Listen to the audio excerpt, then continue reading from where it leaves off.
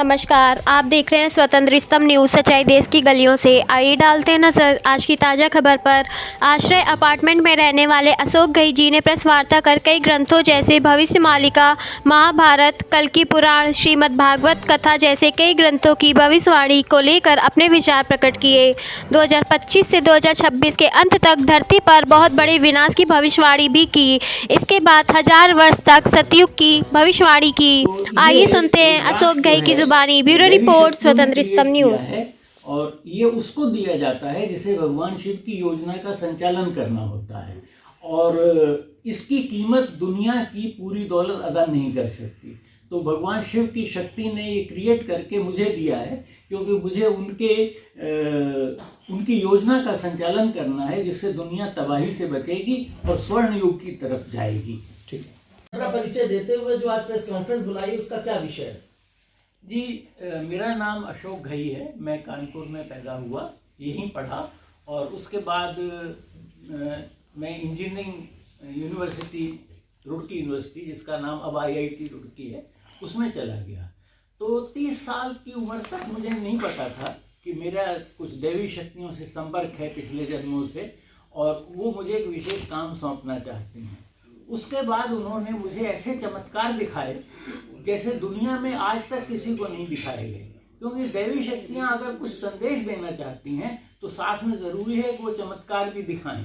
तो उन चमत्कारों का इतना महत्व है कि पूरी दुनिया के टीवी चैनल और रेडियो साइट्स उन चमत्कारों को दिखा चुके हैं, लेकिन उसका पर्पस हमारी समझ में नहीं आ रहा था कि अगर मान लीजिए हमें पिछले जन्मों के बारे में बताया जा रहा है, या दुनिया में पहले क्या हुआ इसके बारे में बताया जा रहा है, और आगे क्या होगा इसके बारे में बताया जा रहा है, तो इसका पर्पस क्या है?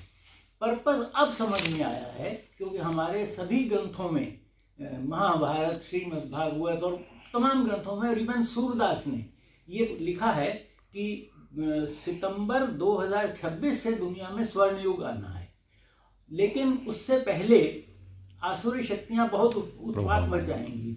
तो दैवी शक्तियों की सामर्थ्य किस तरह बढ़ाई जाए कि वो आसुरी शक्तियों को कंट्रोल कर सकें, इस बात की जानकारी मुझे अब दी गई है, क्योंकि हर चीज़ दैवी शक्तियाँ अपने समय पे बताती हैं, उससे पहले नहीं।